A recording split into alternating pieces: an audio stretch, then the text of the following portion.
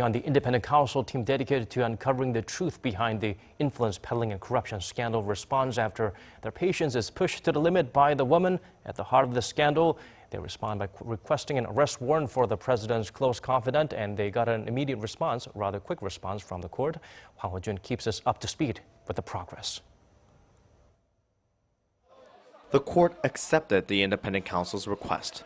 The independent counsel's move to have President Park's jailed confidant Choi Soon-sil arrested means it will finally be able to question her at will.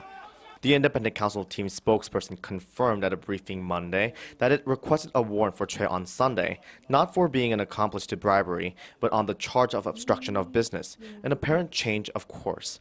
Spokesperson Lee Chul said warrants for other charges such as bribery and/or violating medical law are not off the table. We can only request an arrest warrant for one charge at a time.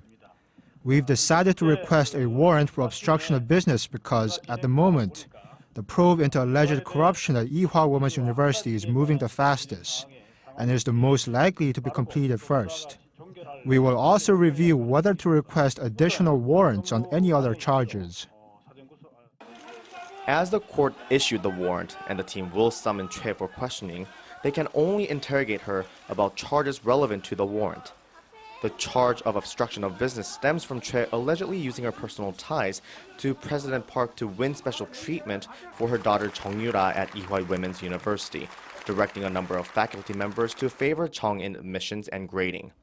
Also on Monday, the independent counsel team summoned former Culture Minister Yoo Jin-yong as a witness regarding a government blacklist of cultural figures deemed critical of the government. The list was intended to prevent those on it from receiving state support and sponsorship.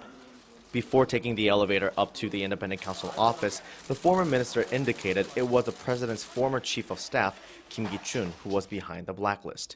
He criticized the presidential office for using government funds to systematically suppress artists, calling it an unforgivable violation of constitutional values.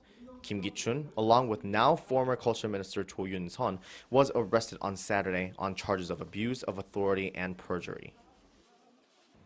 To get to the bottom of the corruption scandal still creating political turmoil, the independent counsel will continue to question those allegedly involved in the blacklisting and will finally compel Choi Soon-sil to come in for interrogation.